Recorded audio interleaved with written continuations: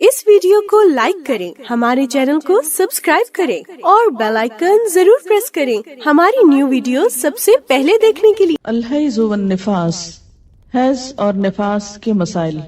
Has का लुग़वी माना होता है किसी चीज का बहना और जारी होना। इसी से लफ्ज़ हौज़ है, हौज़ जिसमें पानी जारी होता है या बहता है। शरई इस्तिलाह में हैज़ उस खून को कहते हैं जो ख़वातीन को हर माह मुकर्ररा औकात में किसी सबब के बगैर अज़ खुद आता है, यानी एक फितरी तरीका है। निफास वो खून है जो औरत के रहम से बच्चे की विलादत के वक्त और उसके बाद कमोबेश 40 रोज तक खारिज होता है। याद रहे कि शरीयत में हैज और निफास के अहकाम एक जैसे हैं। हैज के दिनों की तादाद मुकर्रर नहीं, किसी माह कम किसी माह ज्यादा दिन हो सकते हैं। इसी तरह मुख्तलिफ लोगों की आदत मुख्तलिफ हो सकती है। हैज की इब्तिदा हर माह एक ही तारीख पर होना जरूरी नहीं, किसी माह देर से और किसी माह जल्दी इब्तिदा हो सकती है। मुद्दत हैज हर खातून के लिए अलग अलग हो सकती है। हैज शुरू होने और खत्म होने की उम्र, आबो हवा और ख़वातीन के हालात के पेश नजर हर मुल्क में मुख्तलिफ हो सकती है। अन आइशा रज़ियल्लाहु अन्हा अन्ना नबी सल्लल्लाहु अलैहि वसल्लम क़ाला इज़ा अक़बलतिल हैज़तु फ़त्रुकिस सलाता व इज़ा अदबरत फ़ग़तसिली, रवाहु नसाई। हजरत आयशा रज़ियल्लाहु ताला अन्हा से रिवायत है कि नबी अकरम सल्लल्लाहु अलैहि वसल्लम ने फरमाया, जब हैज आए तो नमाज छोड़ दो और जब खत्म हो जाए तो गुस्ल कर लो और नमाज पढ़ो। इसे नसाई ने रिवायत किया है।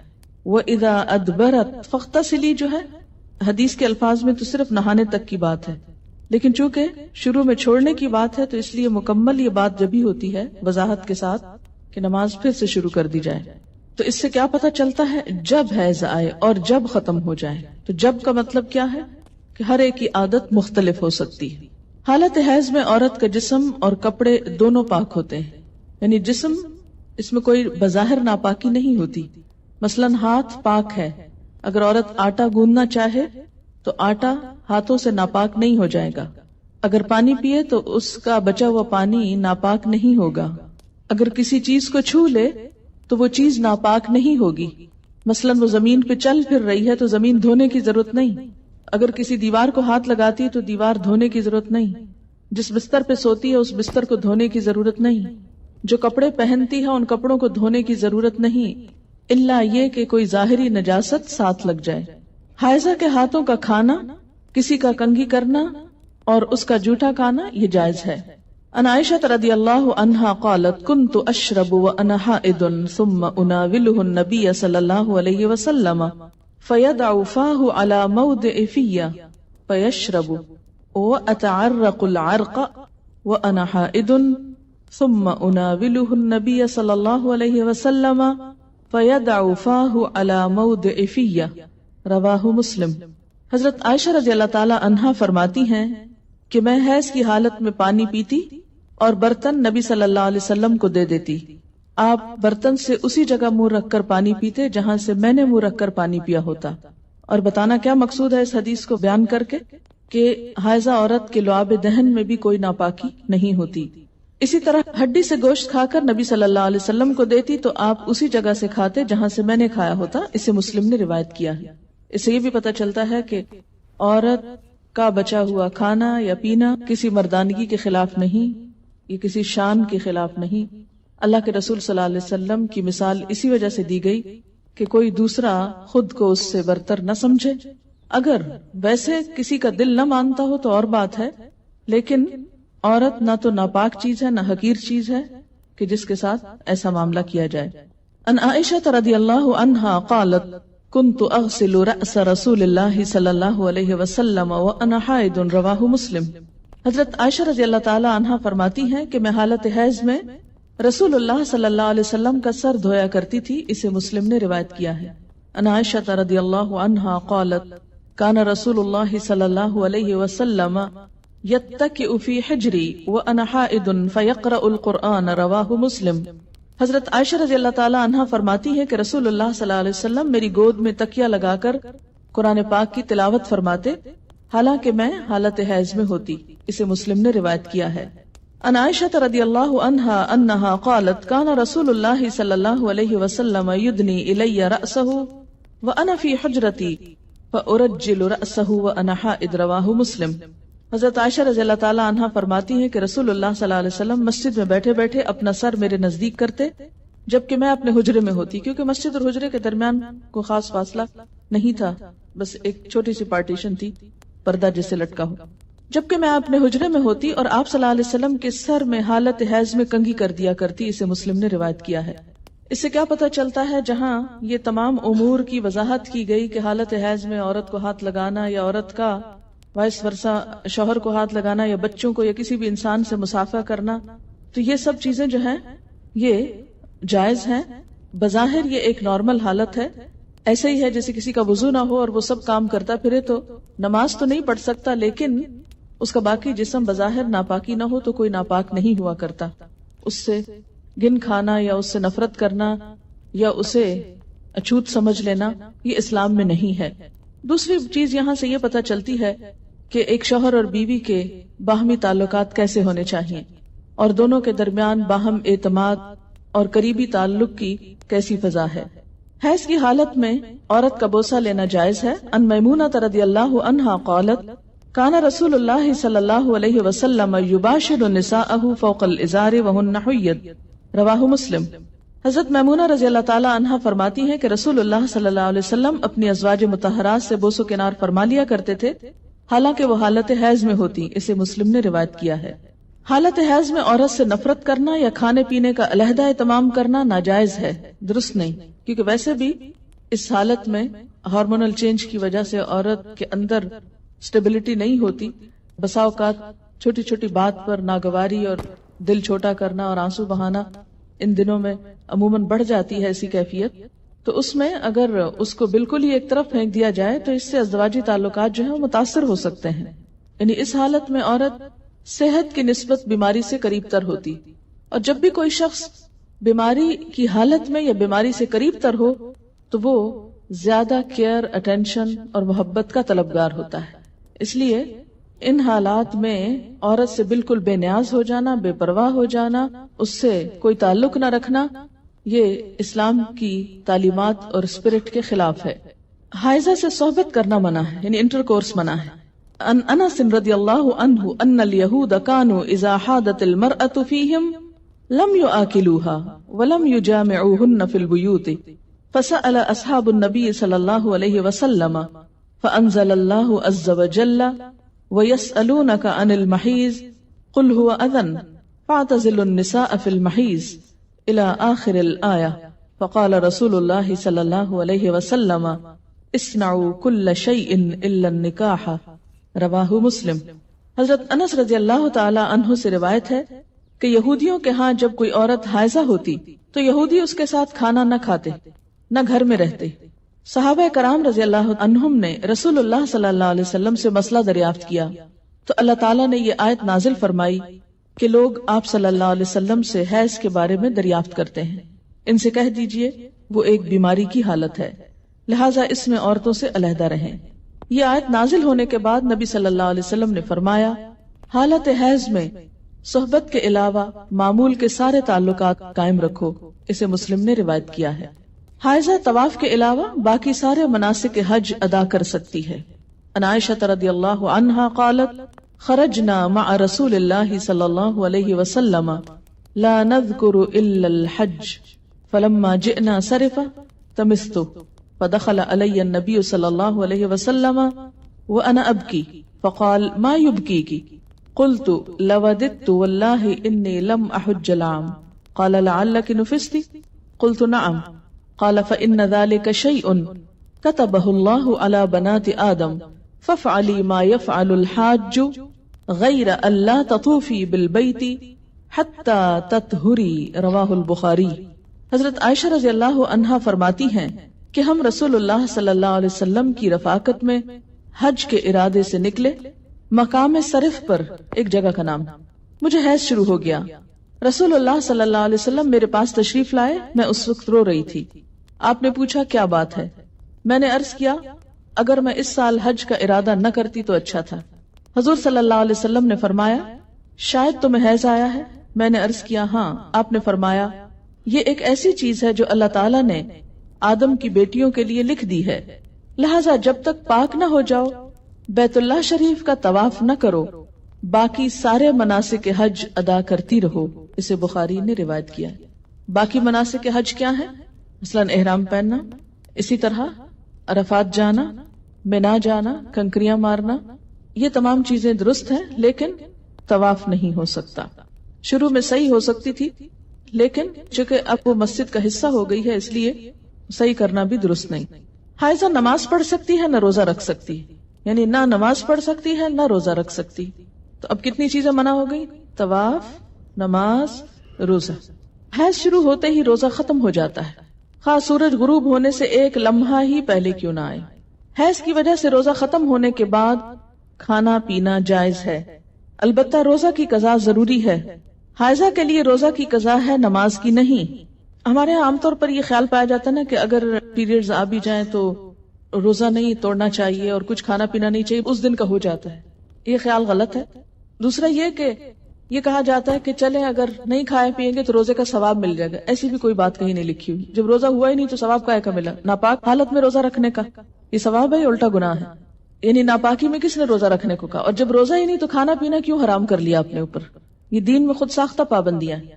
بعض اوقات ایک دم شوگر لیول ڈاؤن ہو جاتا ہے یا کوئی اور تکلیف ہوتی ہے، دوا لینے کی ضرورت ہوتی ہے، تو ایسے میں بے جا کی پابندی کے نہیں روزہ رکھے چلے جاؤ، جیسے عام طور پر ہمارے معاشرے میں یہ چیز پائی جاتی ہے، تو یہ درست نہیں۔ عن ابی سعید الخدری رضی اللہ عنہ قال قال النبی صلی اللہ علیہ وسلم الیس اذا حادت لم تصلی ولم تصم فذلك من نقصان دینها رواہ البخاری۔ حضرت ابو سعید خدری رضی اللہ عنہ کہتے ہیں کہ نبی اکرم صلی اللہ علیہ وسلم نے فرمایا، کیا ایسا نہیں کہ جب عورت کو حیض آئے تو نہ نماز پڑھ سکتی ہے نہ روزہ رکھ سکتی ہے؟ عورتوں کے دین میں کمی کی یہی وجہ ہے۔ اسے بخاری نے روایت کیا ہے۔ یعنی بہرحال جب نماز نہیں پڑھیں گے تو اس کا ثواب تو نہیں نا۔ یہ الگ بات ہے کہ وہ ایک معذوری کی حالت ہے، تو ایسے میں اس کو کمپنسیٹ کرنے کے لیے کوئی ذکر، اذکار اور تسبیحات کثرت سے کرنی چاہیے۔ اس سے نہ صرف یہ کہ وہ ثواب کا نقصان پورا ہوتا ہے، بلکہ جو ڈپریشن کی ایک حالت آنے لگتی ہے اس کا ازالہ بھی ہو جاتا ہے۔ آزما کر دیکھ سکتے ہیں۔ اور نقصان دینہا کے کئی ایک معنی ہیں۔ یہ جو عربی لفظ ہے نا نقصان دین، نقصان عربی میں کمی کو کہتے ہیں۔ قرآن پاک میں آپ نے پڑھا نا وَلَنَبْلُوَنَّكُمْ بِشَيْءٍ مِّنَ الْجُوعِ وَنَقْصٍ مِّنَ الْأَمْوَالِ۔ نقص اردو میں کہتے ہیں خرابی کو، ٹھیک ہے؟ یہ میں اس لیے یہاں پر واضح کرنا چاہتی ہوں کیونکہ بہت سے لوگ جو ان الفاظ کا صحیح معنی اور روح نہیں سمجھتے، وہ بسا اوقات عورتوں کو پرووک کرتے ہیں یہ کہہ کر دیکھو اسلام نے تمہارے ساتھ کیسی زیادتی کی، اور اسلام میں تو عورت کو کوئی حیثیت ہی نہیں دی گئی، اس کے دین میں بھی نقص بتایا گیا۔ تو نقص اور نقصان کمی کے لیے ہے، کسی عیب اور خرابی کے لیے نہیں۔ اب آپ دیکھیے کہ نماز میں تو کمی ہوتی ہے، لیکن اس وقت میں جو ایک تکلیف کی یا اذیت کی کیفیت ہوتی ہے اس کا صلہ بھی ملتا ہے، کیونکہ اللہ تعالیٰ نے لکھ دیا نا یہ۔ تو جو چیز اللہ تعالیٰ کی طرف سے آتی ہے اس پر انسان صبر کرے، جیسے بازو کو پین بہت ہے یا کوئی اور ایسی کیفیت ہے، تو یہ ایسے حالات میں صبر کرنا جو ہے وہ اجر کا سبب ہے۔ اگر ادھر سے کمی ہوئی تو ادھر سے بڑھ بھی گیا اجر، ٹھیک ہے۔ دوسری بات یہ کہ کمی سے مراد نمازوں کی تعداد میں کمی ہے، جس کو آپ بعد میں عام حالات میں نفل وغیرہ پڑھ کے بھی پورا کر سکتے ہیں، یا پھر یہ کہ کمی سے مراد اس اعتبار سے کمی بھی ہے کہ ایک مثلا تہجد کی روٹین آپ بناتے ہیں یا نمازوں میں خشوع خضوع کی روٹین بناتے ہیں، ابھی آپ اس حالت میں ہوتے ہیں کہ نماز چھوٹ جاتی ہے، اب کیا ہو گیا؟ نہ صرف یہ کہ وہ چند دن نمازوں کی کمی ہوئی، بلکہ دوبارہ ایک اچھی حالت میں آنے کے لیے، دوبارہ سے نئی عادت بنانے کے لیے پھر ایک مشکل پڑ جاتی۔ تو بعض اوقات لوگ نماز ہی چھوڑ دیتے ہیں، بمشکل عادت پڑنے لگتی ہے کہ چھٹی ہو جاتی ہے، اور چھٹی ہوتے ہی پھر چھٹی کر لی جاتی ہے ساتھ۔ یہ بالکل ایسے ہی جیسے یہاں آپ کو چھٹی دی جاتی ہے تو آپ کی تسلی نہیں ہوتی جب تک آپ ایک آدھ چھٹی اور ساتھ کر نہ لیں۔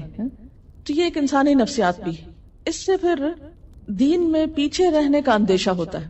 یہ بتا کے الارم کیا گیا ہے، نہ کہ کوئی عیب بتانا مقصود ہے۔ کہ اگر آپ کو یہ بتایا جائے کہ آپ کے بزنس میں یا فلاں چیز میں کمی ہو جاتی ہے اس چیز سے، تو آپ کیا سوچتے ہیں؟ بزنس چھوڑ دوں، کام ہی چھوڑ دوں؟ نہیں، آپ سوچتے ہیں اچھا اس کمی کو پھر اور کہاں سے پورا کروں۔ کسی بھی چیز میں جب کسی بھی چیز کی کمی کا سبب بنتا ہے اور اس کو بتایا جاتا ہے یہ کمی ہونے لگی ہے، مثلا اگر کسی کو بتایا جائے کہ مارکیٹ میں فلاں پروڈکٹ نہیں آ رہی ہے جس کی وجہ سے فلاں کی سیل پر اثر پڑ جائے گا اور ایک دم کمی ہوگی، بزنس ڈاؤن ہوگا، تو انسان مایوس ہو کے بیٹھ نہیں جاتا بلکہ کچھ اور سٹرگل شروع کرتا ہے کہ کسی اور طریقے سے کمی پوری کی جائے تو یہاں بھی جب یہ بتایا گیا کہ میں نقصان دینہا، تو اس کا مطلب یہ ہے کہ اس کمی کو کسی اور طریقے سے پورا کیا جائے، یہ ایک خیرخواہی بھی ہو سکتی.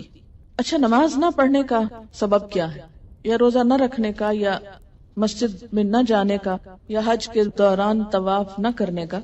تو اس میں آپ دیکھیے کہ طواف بہرحال ایک جسمانی مشقت کا متقاضی ہوتا ہے. ایسی حالت میں بسا اوقات ایکسرشن کرنے سے تکلیف بڑھ جاتی ہے. صحیح کی جہاں رخصت دی گئی اس کا مطلب ہے کہ لازمی کر لے، اگر کسی میں ہمت ہے تو کر لے، نہیں تو نہیں. دوسری بات یہ ہے کہ بسا اوقات بلیڈنگ اتنی زیادہ ہوتی ہے کہ پاک جگہوں کے اندر ناپاکی پھیلنے کا اندیشہ ہوتا ہے. جیسے مسجد میں بیٹھے رہنے سے منع کیا گیا، گزرنے کی بات اور ہے لیکن بیٹھنا، یا پھر یہ ہے کہ طواف کرنا. مساجد جو ہیں یہ عبادت کی جگہ ہے، ٹھیک ہے نا. بہت سے لوگ اس سے بڑا اعتراض کرتے ہیں کہ یہ تو عورت کے ساتھ ڈسکریمنیشن ہے کہ وہ مسجد جا ہی نہیں سکتی اس حالت میں، یہ طواف کر ہی نہیں سکتی. تو آپ دیکھیے کہ مسجد ہو یا حرم ہو، یہ کس لیے بنایا گیا ہے؟ اس کے بنائے جانے کی وجہ کیا ہے؟ عبادت کی جائے. تو جب عبادت ہی نہیں کرنی تو وہاں جانے کا مطلب کیا ہے؟ پہلی بات تو یہ. دوسری بات یہ ہے کہ ضرورتاً گزرنے سے منع نہیں کیا. تیسری بات یہ ہے وہاں پر کسی طرح کی نجاست ناپاکی کے لگنے کا اندیشہ ہوتا ہے. یہ نہیں کہ عورت پھوڑ ہے، کم عقل ہے، یا جان بوجھ کے ایسا کر رہی ہے. بعض اوقات انکانشیسلی، ان نوئنگلی، اور بغیر کسی ایسی کمی کے یا کوتاہی کے حالات ایسے ہو جاتے ہیں کہ انسان کے کنٹرول یا بس سے باہر ہو جاتے ہیں. تو ایسی صورت میں احتیاط لازم ہے کہ انسان اگر خود عبادت نہیں کر رہا اور جا بیٹھ کے عبادت کرنے والوں کی جگہ بھی خراب کر کے آ جائے تو یہ کس جگہ کی نیکی ہے، اس لیے روکا گیا ہے. اور یہ کسی ڈسکریمنیشن کی بنا پر نہیں ہے، بلکہ باقی لوگوں کا حق محفوظ کرنے کے لیے. اسلام میں جہاں ہر ایک کو آزادی دی گئی ہے وہاں وہ آزادی اتنی لمٹس میں ہے کہ دوسرے کی آزادی میں خلل اندازی نہ ہو. ہر ایک کے حقوق بھی رکھیں اور فرائض بھی رکھیں. یعنی شتر بے مہار کی طرح ایسی آزادی نہیں کہ آپ جانور کھول دو جس کو چاہے ٹکرے مارے. اگر آپ سے کوئی پوچھے کیوں آپ نے کھول رکھے تو آپ کو میں نہیں چاہتا کہ میرا کتا بندھا رہے، میں چاہتا ہوں کہ یہ آزاد رہے. لیکن آپ کا کتا تو آزاد رہے مگر دوسروں کی جان اور جسم محفوظ رہے یا نہ رہے. تو اسلام ایسی آزادی نہیں دیتا کہ جس سے دوسروں کی آزادی میں خلل پڑے یا دوسروں کی سہولت میں تنگی پڑے.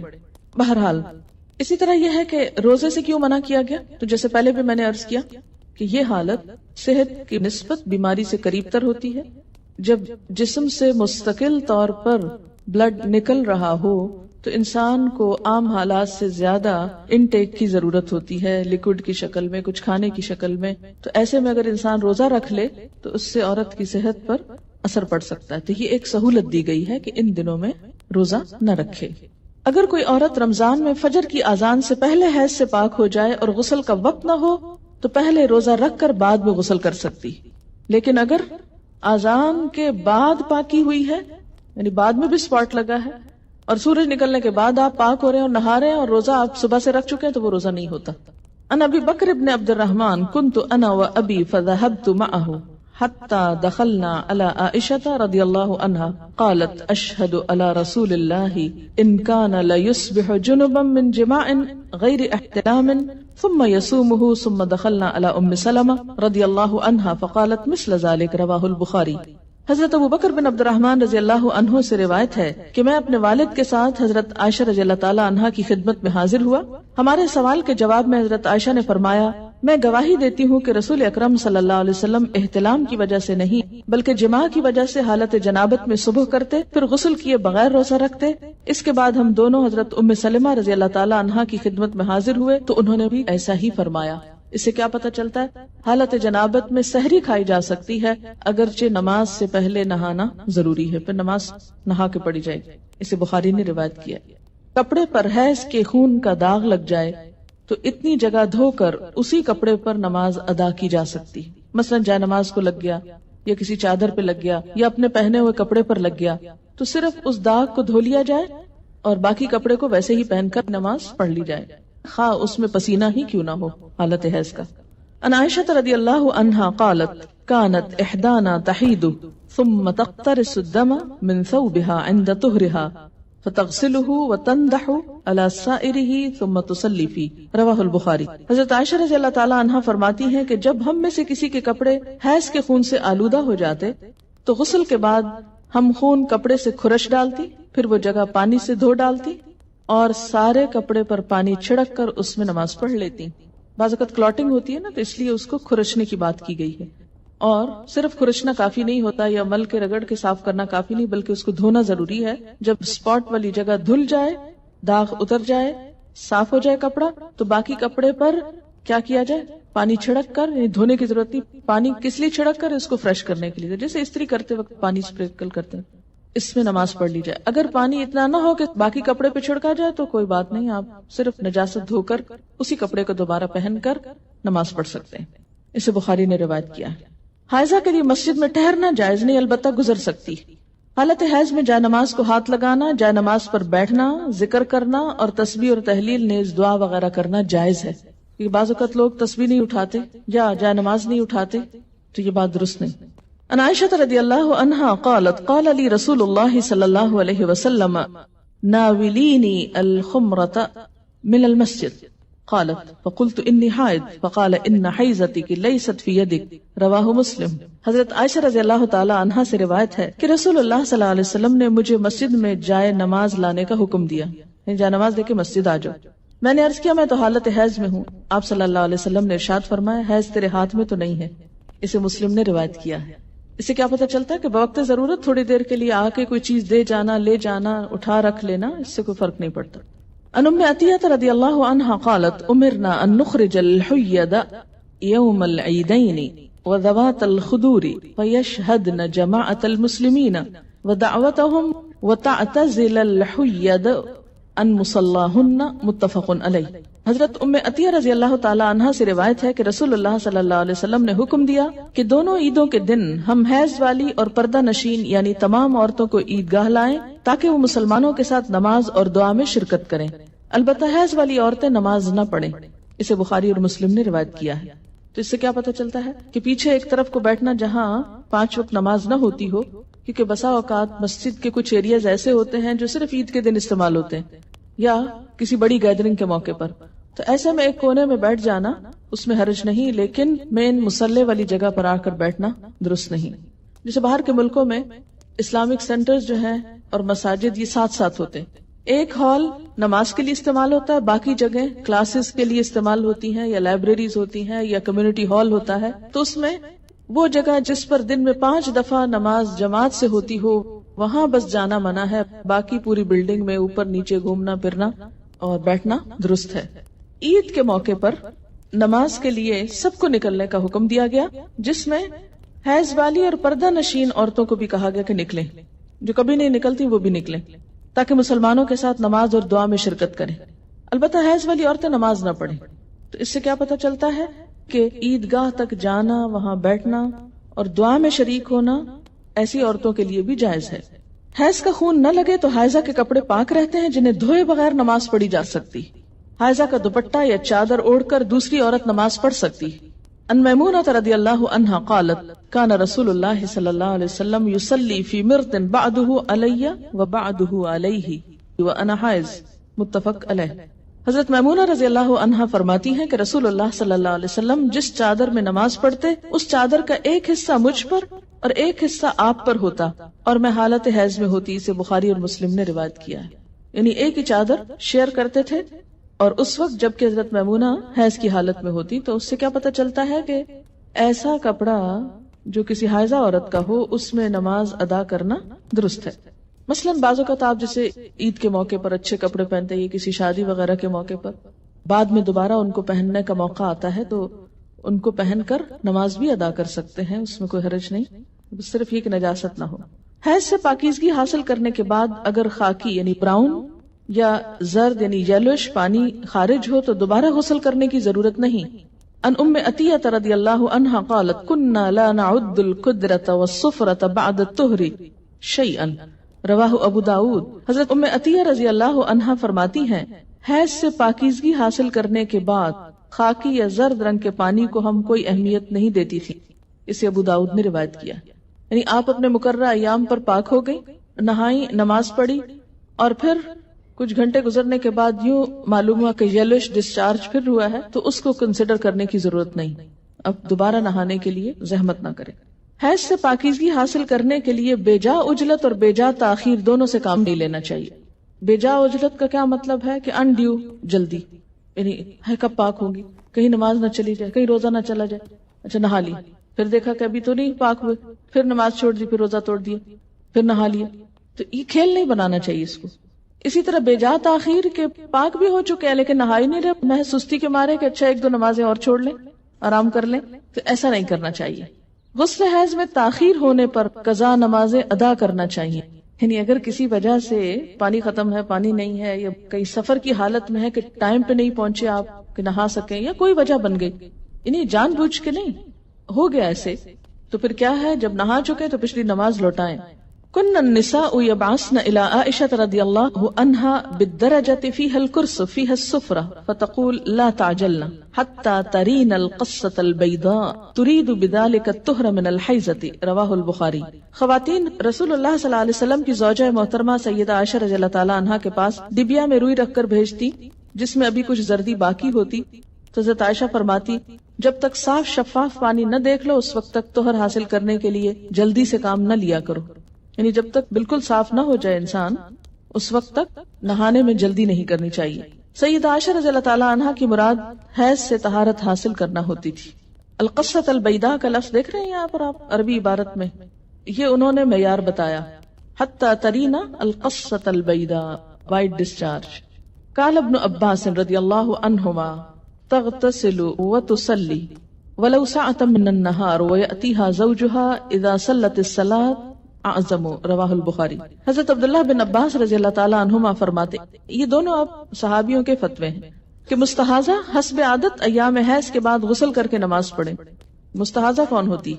حیض کے علاوہ جو بلیڈنگ ہوتی ہے بیماری کے طور پر وہ استحاضہ کہلاتی ہے. یعنی سارا مہینہ سپاٹنگ ہوتی رہتی ہے. تو اس میں کیا ہے کہ جو حیض کے ایام ہیں جن میں بلیڈنگ فرق ہو جاتی ہے، مثلا تھکنس ہے یا اس کی اور علامات معلوم ہوتی ہیں، یا اس بیماری کے شروع ہونے سے پہلے ایام حیض کی جو ڈیٹس تھی یا جو عادت تھی اس کے مطابق نہا لے اور باقی دنوں میں نماز پڑھتی رہے خواہ سپاٹنگ ہوتی ہے. حضرت عبداللہ بن عباس فرماتے ہیں کہ مستحاضہ غسل کر کے نماز پڑھے خواہ ان کی ایک گھڑی باقی ہو، مثلاً سورج غروب ہونے میں 5 منٹ ہے اور اب وہ نہا کر نکلی تو پڑھے اثر. جب عورت نماز ادا کر چکے تو پھر شوہر اپنی بیوی سے صحبت کر سکتا ہے کیونکہ نماز افضل ہے، اسے بخاری نے روایت کیا ہے. حائضہ پاکیزگی کی حالت میں جس نماز کے اول یا آخر وقت میں سے ایک مکمل رکعت ادا کرنے کا وقت پالے اس وقت کی قضا نماز اسے ادا کرنی چاہیے. مثلا ظہر کی اذان ہو چکی، آدھا گھنٹہ گزر گیا، آپ نماز پڑھنے جا رہے تھے، پتہ چلا پیریڈز ہو گئے، اب نماز تو نہیں پڑھ سکتے، لیکن چونکہ وقت نماز کا داخل ہو چکا تھا اس لیے یہ نماز آپ کی ذمہ ہو گئی. اب جب آپ پاک ہوں گے تو یہ نماز دہرائیں گے. یہ پتہ ہے آپ کو پہلے سے؟ یہ دیکھیں اکثریت نہیں بول رہی ہے. اس سے اندازہ کریں کہ ہم اپنے دین کے فرائض کو کس حد تک جانتے ہیں اور ہمارے بڑوں نے ہم کو کیا بتایا. اور اگر ایسی باتیں کلاس میں کی جائیں تو پھر یہ شرم و حیا کے خلاف. دیکھیں کہ یہ مسائل پڑھائے اس لیے جاتے ہیں کہ انسان فرائض میں کوتاہی نہ کرے، کیونکہ فرائض کی پوچھ ہے قیامت کے دن. اور اسی طرح اگر عصر کا وقت مثلا ختم ہونے سے آدھا گھنٹہ پہلے پاکی حاصل کی، اب نہانے میں 20 منٹ لگ گئے، 10 منٹ باقی ہیں، اور جتنی دیر میں مصلی بچھایا مغرب کی نماز ہو گئی. بعض اوقات ایسا نا سردی ہوتی ہے، دروازے بند کرتے جائے نماز بچھاتے کرتے ٹائم ہو جاتا ہے، اتنے میں اذان ہوگی، اب مغرب پڑھ کے کیا کرے؟ عصر قضا پڑھے. عن ابی ہریرہ قال قال رسول اللہ صلی اللہ علیہ وسلم اذا جئتم الى الصلاة ونحن سجود فاسجدوا ولا تعدوها شيئا ومن ادرک الرکعة فقد ادرک الصلاة رواہ ابو داود. حضرت ابو ہریرہ رضی اللہ عنہ کہتے ہیں کہ رسول اللہ صلی اللہ علیہ وسلم نے فرمایا جب تم نماز کے لیے آؤ اور ہم سجدہ میں ہو تو تم بھی سجدے میں شامل ہو جاؤ اور اس کو رکعت شمار نہ کرو. البتہ جس نے ایک رکعت جماعت کے ساتھ پالی اس نے پوری جماعت کا ثواب پا لیا. اسے ابو داؤد نے روایت کیا ہے. نماز کا اول وقت پانے سے مراد یہ ہے کہ اگر ایک عورت سورج غروب ہونے کے اتنی دیر بعد حائضہ ہوتی ہے کہ نماز مغرب کی ایک رکعت ادا کر سکے، اسے حیض ختم ہونے کے بعد اس نماز مغرب کی قضا ادا کرنی چاہیے. آخر وقت پانے سے مراد یہ ہے کہ اگر ایک عورت سورج طلوع ہونے سے اتنی دیر پہلے پاک ہوتی ہے کہ وہ نماز فجر کی ایک رکعت پڑھ سکے تو اسے وہ نماز فجر ادا کرنی چاہیے. یعنی آخری وقت میں بھی اگر ایک رکعت پڑھنے کا وقت ہو تو سمجھے کہ وقت ہے، کپڑے پر حیض کا خون لگ جائے تو اسے اچھی طرح صاف کر کے اسی میں نماز پڑھی جا سکتی ہے. کپڑے سے حیض کا خون صاف کرنے کا طریقہ یہ ہے. ان اسماء بنت ابی بکر رضی اللہ عنہما قالت جاءت امرأة الى النبي صلی اللہ علیہ وسلم فقالت احدانا يصيب صوبها من دم الحيضة كيف تصنع به فقال تحته ثم تقرصه بالماء ثم تندحه ثم تصلي فيه متفق علیہ. حضرت اسماء بنت ابی بکر رضی اللہ عنہما کہتی ہیں کہ ایک عورت نبی اکرم صلی اللہ علیہ وسلم کے پاس آئی اور عرض کیا اگر کسی کے کپڑے پر حیض کا خون لگ جائے تو وہ اسے کیسے صاف کرے؟ رسول اللہ صلی اللہ علیہ وسلم نے فرمایا پہلے اسے اچھی طرح کھرچے، پھر اسے پانی سے مل کر دھوئے، اس کے بعد اس پر پانی چھڑکے، پھر اس میں نماز پڑھ لے. اسے بخاری اور مسلم نے روایت کیا ہے. یاد رکھیے کہ اس زمانے میں صابن اور ڈٹرجنٹس اتنی وافر مقدار میں نہیں ہوتے تھے، تو عام طور پر لوگ کپڑوں کے داغ اتارنے کے لیے یا نجاست دور کرنے کے لیے پانی ہی کا استعمال کرتے تھے. لیکن جہاں صابن ہو تو صابن ملا جا سکتا ہے یا کچھ اور. لیکن جو کچھ بھی استعمال کریں، نجاست کا جو اثر ہے اسے اتنا نکل جانا چاہیے کہ اس کے بعد جو پانی ڈالا جائے تو پر صاف پانی نکلے، کچھ اور رنگ ونگ اس میں سے نہ آئے، تب وہ پاک ہوتا ہے. غسل سے پہلے حائضہ سے صحبت کرنا منع ہے، خواہ ایام حیض کی مدت کم ہو یا زیادہ. دوران حیض صحبت کرنے کا کفارہ 1 دینار 4 گرام سونا ہے جبکہ حیض ختم ہونے لیکن غسل سے قبل صحبت کرنے کا کفارہ نصف دینار 2 گرام سونا صدقہ کرنا ہے. عن ابی ہریرہ رضی اللہ عنہ قال قال رسول اللہ صلی اللہ علیہ وسلم من اتی حائضا او امرأة فی دبرها او کاہنا فقد کفر بما انزل علی محمد صلی اللہ علیہ وسلم. رواہ الترمذی. حضرت ابو ہریرہ رضی اللہ تعالی عنہ کہتے ہیں کہ رسول اللہ صلی اللہ علیہ وسلم نے فرمایا جو شخص حائضہ سے صحبت کرے یا عورت سے دبر کے راستے سے صحبت کرے عمل قوم لوط کی طرح، یا نجومی کے پاس قسمت کا حال معلوم کرنے آئے، تو اس نے گویا محمد صلی اللہ علیہ وسلم پر نازل شدہ تعلیمات کا انکار کیا. اسے ترمذی نے روایت کیا ہے. عن ابن عباس رضی اللہ عنہما عن النبی صلی اللہ علیہ وسلم فی الذی یأتی امرأته وہی حائض یتصدق بدینار او نصف دینار. رواہ ابو داؤد وابن ماجہ.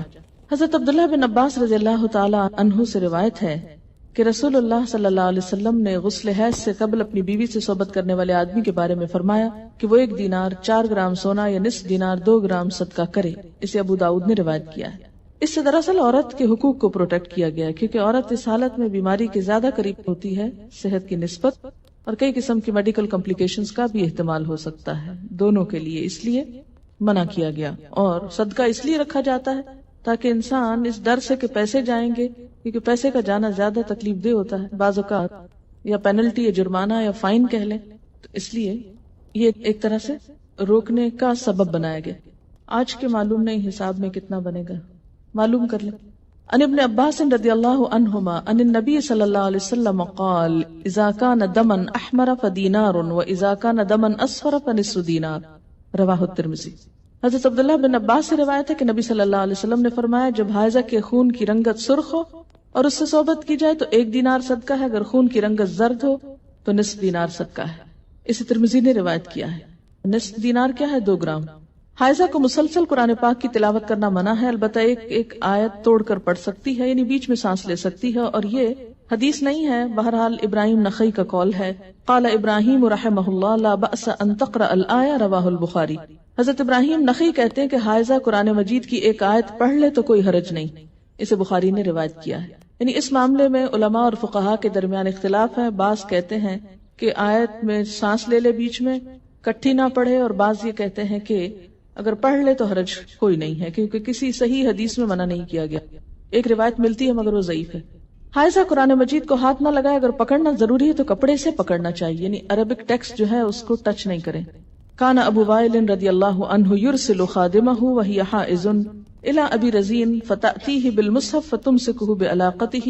رواہ البخاری. حضرت ابو وائل رضی اللہ عنہ اپنی خادمہ کو حالت حیض میں ابو رزین رضی اللہ تعالیٰ عنہ کے پاس قرآن مجید لانے کے لیے بھیجتے، اور وہ قرآن مجید کا نیفا پکڑ کر یعنی کپڑا پکڑ کر لا دیتی تھی. اسے بخاری نے روایت کیا ہے، یعنی غلاف سے پکڑ لیتی تھی. شوہر کی اجازت سے حیض لانے یا حیض روکنے کی ادویات استعمال کرنا جائز ہے. عن ابی ہریرہ رضی اللہ عنہ ان رسول اللہ صلی اللہ علیہ وسلم قال لا تحل للمرأة ان تصوم وزوجها شاہد الا باذن. رواہ البخاری. حضرت ابو ہریرہ رضی اللہ عنہ سے روایت ہے کہ رسول اللہ صلی اللہ علیہ وسلم نے فرمایا کوئی عورت اپنے شوہر کی موجودگی میں اس کی اجازت کے بغیر نفلی روزہ نہ رکھے. اسے بخاری نے روایت کیا. اس سے انہوں نے وہ جو ٹیبلٹس آج کل استعمال ہوتی ہیں اس کو قیاس کرتے ہوئے اس حکم پر ان میں بھی شوہر کا مشورہ ضروری قرار دیا ہے. لیکن ایک بات ان کو اور بھی لکھنی چاہیے تھی اور وہ تھی کہ ڈاکٹر کا مشورہ بھی، اس لیے کہ بعض لوگوں کو ایسی ٹیبلٹس کا استعمال بہت نقصان دیتا ہے، ان کے سارے سسٹم کو ڈسٹرب کر دیتا ہے. اس لیے خود سے خود عام عورتوں کے مشورے سے کہ ایسا ہو گیا ویسا ہو گیا، یہ فائدہ اور وہ نقصان ہوا، ایسی باتوں پہ توجہ نہیں دینی چاہیے. ہر شخص کی جیسے عادت مختلف ہوتی ہے، سسٹم مختلف ہوتا ہے، تو اس کو اس کے استعمال سے پہلے کنسلٹ کرنا چاہیے ڈاکٹر سے، کیونکہ خود کو نقصان دینا، اپنے نظام کو بدلنا اور اس میں ڈسٹربنس پیدا کرنا درست نہیں.